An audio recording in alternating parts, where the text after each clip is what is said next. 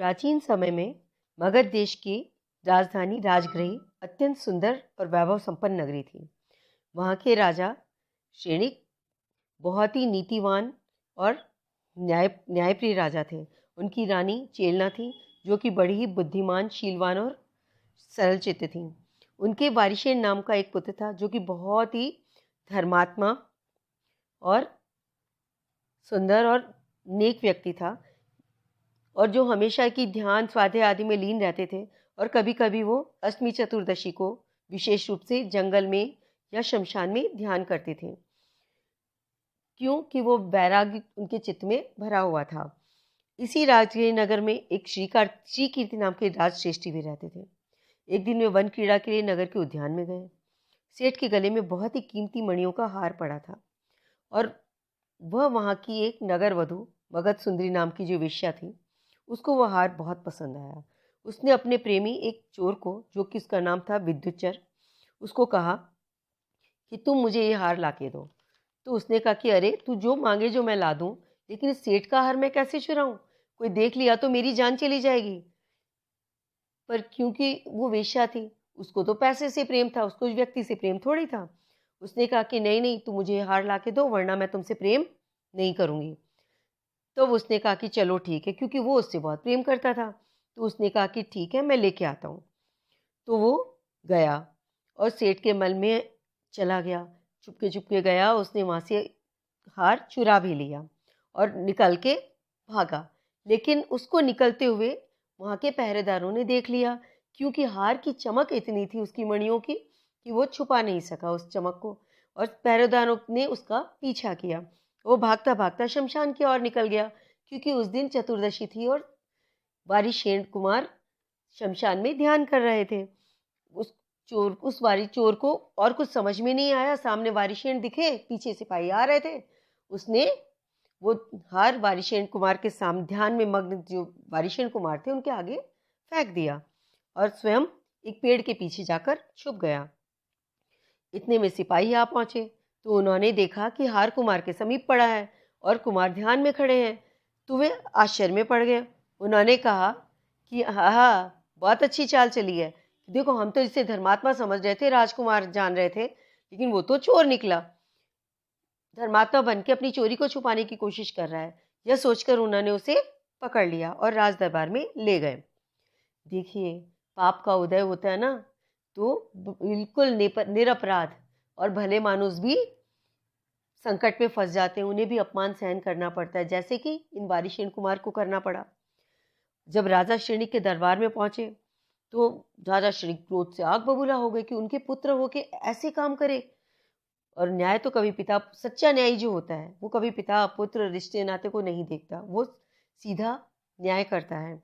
बस महाराज ने क्रोध से तमतमाते हुए गर्जना की कि रे पापी, दुष्ट, कुलकलंकी हो, तुम धर्मात्मा कर और ध्यानी होने का ढोंग बनाते हो, और देख लिया मैंने तुम्हारे धर्म का पाखंड।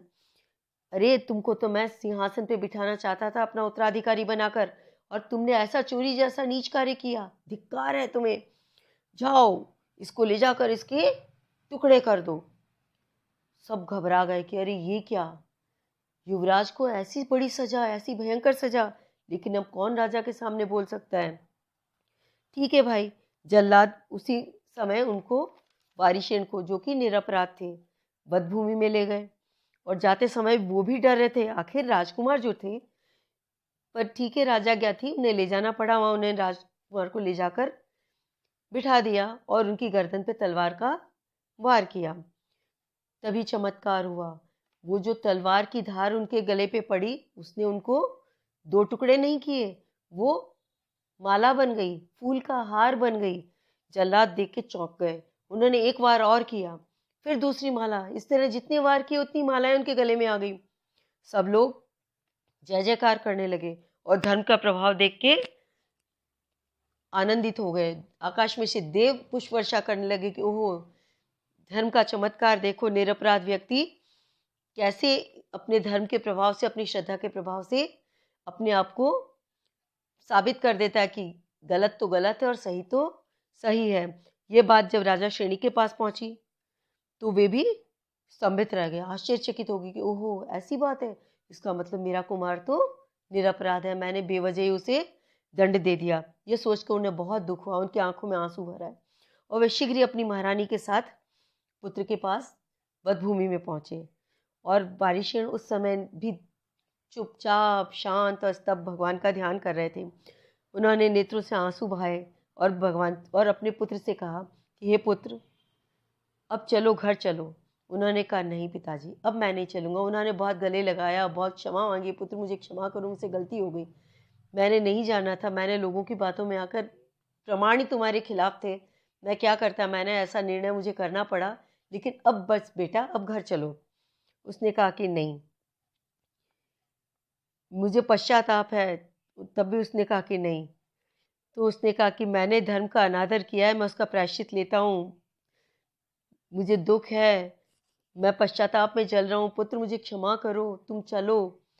लेकिन पारिशेन ने कहा नहीं पिताजी, आप पश्चाताप करें, सही है, लेकिन आप दुखी मत होइए।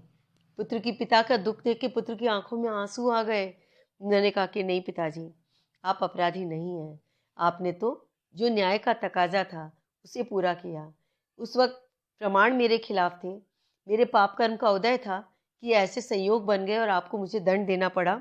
आप तो नीतिपरायण बड़े धर्मात्मा महाराज हैं, लेकिन अब मैंने इस संसार का स्वरूप देख लिया है, अब मुझे वापस घर नहीं आना। मैंने देख लिया कि मेरे ऐसे पाप कर्म का उदय आया कि मुझे निर्दोष होते हुए भी मुझे चोरी का, अपराध का कलंक सहना पड़ा और ये दिन देखने पड़े। मैं समझ गया हूँ कि जीव को अपने पूर्वोपार्जित पिछले भव में, इस भव में, अनंत अनंत भवों में किए हुए अच्छे बुरे कर्मों का फल स्वयं ही भोगना पड़ता है। इसलिए अब आप मुझे आज्ञा दीजिए कि मैं जाकर जैनेश्वरी दीक्षा धारण करूं और मैं इस संसार से पार हो सकूं। जब पिता पुत्र में ये संवाद हो रहा था, तब वह चोर, जिसने कि वह हार चुराया था और इनके सामने फेंका था, तब वह बोला कि हे महाराज, वह तब छुपा नहीं, सामने आ गया। उसने कहा कि हे महाराज, मुझे क्षमा करो, उनके पैरों में गिर गया कि महाराज ये पाप कार्य तो मैंने किया है, मैंने चोरी की है। और मैं वहाँ से भाग रहा था तो कुमार ध्यान में खड़े थे, तो मैंने उनके पास ये हार फेंक दिया और छुप गया, इसलिए आप मुझे दंड दीजिए। तब महाराज ने उसकी सच्चाई पे आके उसको भी क्षमा कर दिया और वह भी बहुत धर्मात्मा बना। उसने सब नियम संयम धारण किए और अपने पापों का प्रायश्चित किया। और फिर उन्होंने बारिशेन से कहा कि पुत्र अब घर चलो। तो उन्होंने कहा कि नहीं, अब मैं संसार की लीला देख ली है, अब मैं इस घर के कारागृह में नहीं रहना चाहता। ये मोह बहुत दुखदाई है, ये आयु अल्प है, जीवन क्षणभंगुर है। अब मेरे धर्म साधन करने का अवसर मिला है, ये निमित्त मिला है कि इसकी वजह से मैं घर छोड़ के वैराग्य धारण करूं और मोक्ष को प्राप्त करूं। इसलिए हे पिताजी, हे माता, मुझे आप आज्ञा दीजिए।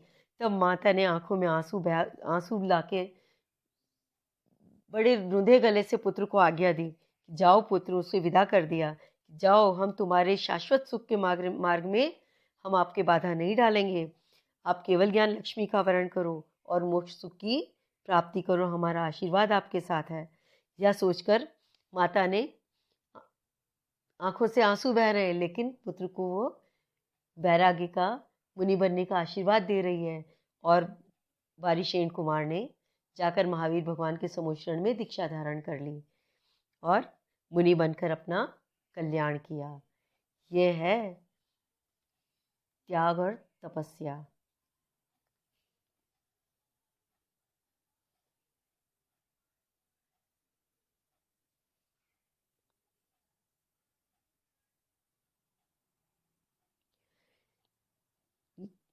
सांच को आँच नहीं, इसीलिए कहते हैं, क्योंकि बारिशेन कुमार सच्चे थे।